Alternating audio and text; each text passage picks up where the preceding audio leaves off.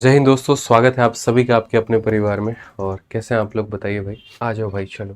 तो चलो आ जाओ। अब यहाँ पर क्या कहा गया, एक दुकानदार अपने माल पर लागत मूल्य से 32% अधिक मूल्य अंकित करता है। मतलब अगर मानो उसकी लागत मूल्य मेरे भाई यहाँ पर 100 रुपए है, तो वो अंकित कितना करेगा, तो 32% ज्यादा अंकित करेगा, यानी 132 अंकित करेगा। ठीक है। उसके बाद में कहा गया यहाँ पर, he sell 3/5 of the good at market price. ठीक है, मार्केट के प्राइस पर ही वो इतना आइटम बेच देता है। 1/5 at a discount of 20% on the market price. और shopkeeper mark is good at इतना percent of the cost price. ठीक है, मार्क कर रहा है यहाँ पे, कोई दिक्कत नहीं है। 3/5 आइटम को वो मार्केट प्राइस पर बेचता है, 1/5 आइटम को वो इतने के डिस्काउंट पे बेचता है, बाकी 40% को यहाँ पर जो है। अब सवाल देखो हम लोग कैसे बनाते हैं। शॉपकीपर जो है अपने वस्तु को 32% अधिक अंकित करता है। वो सेल कर रहा है 3/5 of the good at market price. जिस चीज पे आप मेरे भाई मार्केट प्राइस से बेचते हो, आप उस पर डिस्काउंट देते हो तो नहीं देते हो। यानी आप ऐसे मान करके चलो कि आपने यहाँ पर क्या किया है, एक फिक्स मेरे भाई क्वांटिटी है, और उस क्वांटिटी का आपने कितना हिस्सा है, तो आपने उस क्वांटिटी का 3/5 हिस्सा पर कसम खा लिया कि मैं मार्केट प्राइस पे बेचूंगा, मतलब 0% का डिस्काउंट दूंगा। उसके बाद में 1/5 आर्टिकल के ऊपर में मेरे भाई आपने यहाँ पर ये डिसाइड कर लिया कि सर मैं 20% का क्या दूंगा, तो डिस्काउंट दूंगा। ठीक है। अब उसके बाद में कहा गया and the remaining at 40% discount. जो भी रिमेनिंग आ गया आपका, उसके ऊपर में आपने मेरे भाई डिसाइड किया कि हम 40% का डिस्काउंट यहाँ पर देंगे। ठीक है। अब क्वेश्चन में कहा गया टोटल प्रॉफिट या लॉस हमारा कितने का होगा। अब सवाल में कहते हैं, तो देखो यहाँ पर कहा गया शॉपकीपर मार्क करता है 32% एबव। ठीक है, इसको हम लोग देख लेंगे, कोई दिक्कत नहीं है। हम इसको हालांकि है ना कई सारे तरीकों से बना सकते हैं। आप इसको एमपीसीपी वाला रेशियो से भी बना सकते हो यहाँ पर। ठीक है, एमपीसीपी वाला जो मैंने क्वेश्चन बनाया था ना, आप उससे भी बना सकते हो, लेकिन वो थोड़ा सा आपको भी ट्रबल करेगा। तो ऐसे मान के चलो, जितना भी आर्टिकल है उसके इतने पर आप कोई डिस्काउंट नहीं दे रहे, इतने आर्टिकल के इतने पर आप इतना डिस्काउंट दे रहे हो, और बाकियों के ऊपर में आप यहाँ पर 40% का डिस्काउंट दे रहे हो। मैंने हमेशा एक बात कहा है कि आर्टिकल की एक ऐसी संख्या होनी चाहिए जो इससे डिविजिबल हो, जो इससे डिविजिबल हो।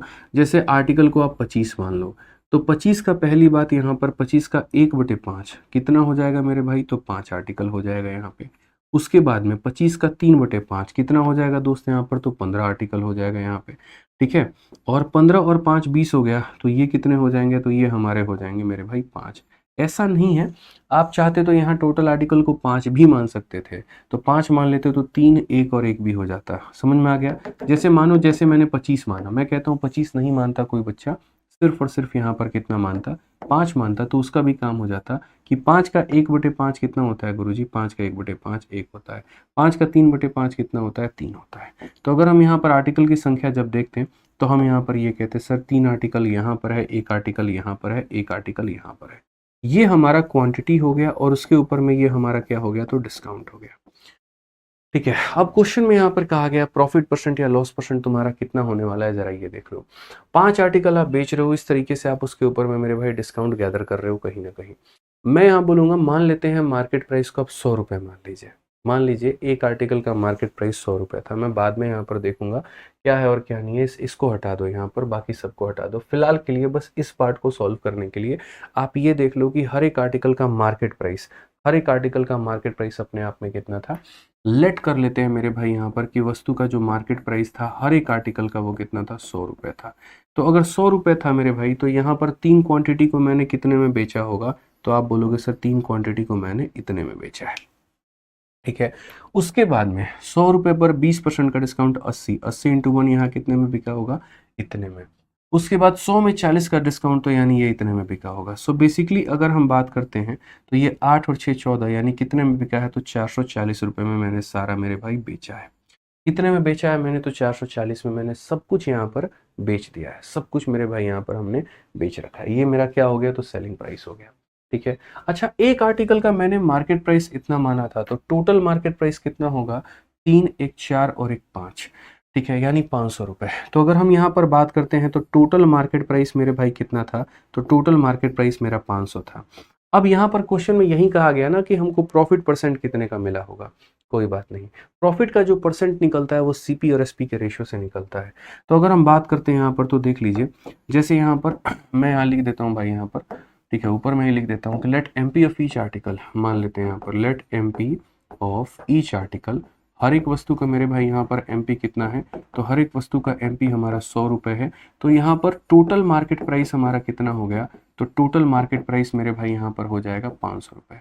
और अगर टोटल मार्केट प्राइस 500 रुपये हो जाएगा तो यहाँ पर टोटल सीपी हमारा कितना हो जाएगा, तो बोलोगे सर देखिए ये जो है आपका ये क्या है, तो मार्केट प्राइस है। और कहा गया है कि शॉपकीपर अपने वस्तु को 32% ज़्यादा अंकित करता है, यानी यहाँ पर ये कहीं ना कहीं मेरे भाई 132 का मान है। तो सीपी निकालने के लिए आपको इससे गुना करना पड़ेगा, तो ये हमारा सीपी होगा। अब ये मेरा सीपी है और ये मेरा एसपी है, मुझे यहाँ प्रॉफिट परसेंट निकालना है। मैं यहाँ पर रेशियो से काम चला लूंगा और यहाँ निकाल लूंगा। तो अगर हम बात करते हैं यहाँ पर तो बोलेंगे सर ये 50000 ये मेरा सीपी हो गया, यानी इतने का मान हो गया भाई। और एसपी मेरा कितना हो गया, तो 440 हो गया। आप यहाँ से रेशियो का थोड़ा सहारा लीजिए, अपने सवाल को बनाइए, आप देखिए यहाँ पर बना पाएंगे। ठीक है, बहुत ही बढ़िया सवाल है, थोड़ा सा आप इसे कह सकते हैं। तो ये हो जाएगा सर आपका ये 5000 हो जाएगा यहाँ पे। और अगर आप यहाँ देखोगे तो 44 से आप इसे गुना कर लो, 44 का 2 गुना 88 का 8 आपके पास में 8 हो गया। 44 का 3 गुना कितना 132, 8 140 का 0 4 पास में 14 पास में, और 44 और 14 हमारा इतना हो जाएगा। सो बेसिकली हमारा 808 का प्रॉफिट है 5000 के ऊपर में। तो आप इस प्रॉफिट परसेंट को कैलकुलेट करोगे तो बोलोगे सर 808 का प्रॉफिट है कितने के ऊपर में, 5000 के ऊपर में, और इनटू करेंगे मेरे भाई कितना, तो 100। अगर आप यहाँ पर काटोगे तो यहाँ पर आपका आ जाएगा, ठीक है, लगभग आप 50 से भाग करना क्यों चाह रहे हो, आप यहाँ पर 16.16 आपका आ जाएगा। यहाँ पे कैसे आ जाएगा मैं आपको बताता हूँ। दुनिया की किसी भी संख्या को 5 से भाग करने का नियम, उसका डबल करके दशमलव लगाओ। 808 का डबल 600 मेरे भाई 16, मतलब यहाँ पर ये आपका हो जाएगा ये इस तरीके से 16 16, ये हमारा आ जाएगा ऑप्शन नंबर है, आंसर आ जाएगा। अब ये क्वेश्चन में सबसे बड़ा यहाँ चैलेंज और ट्रिक क्या था, सबसे बड़ा देखो ऐसे सवाल जब भी तुम्हारे सामने आ जाए कि उसने अपने आर्टिकल के इतने भाग पर इतना डिस्काउंट, इतने भाग पर इतना, इतने भाग पर इतना, तो सबसे बढ़िया उसमें मेरे भाई हर वस्तु के सेलिंग प्राइस को तुम मार्केट प्राइस को 100 मानना। 100 मान लोगे ना तो तुम्हारा ये निकल गया, ये निकल गया, ये निकल गया, सेलिंग प्राइस आ जाएगा। ठीक है, सीधा सीधा सेलिंग प्राइस आ जाएगा। और फिर उसके बाद में जो भी तुम्हारा मार्केट प्राइस है वो इतने का वैल्यू है तो सीपी निकल जाएगा। रेशियो से मेरे भाई यहाँ पर क्या कर लोगे, प्रॉफिट निकाल लो। Yeah.